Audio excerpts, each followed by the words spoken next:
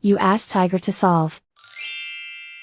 This deals with linear equations with one unknown. The final result is x equals 45/2. Let's solve it step by step. Simplify the expression. Group like terms. Simplify the arithmetic. Group all constants on the right side of the equation. Add 1 to both sides.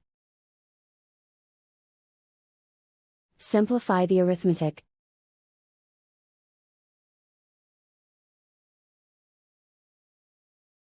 Isolate the x. Divide both sides by 2. Simplify the fraction. And so the final result is x equals 45/2.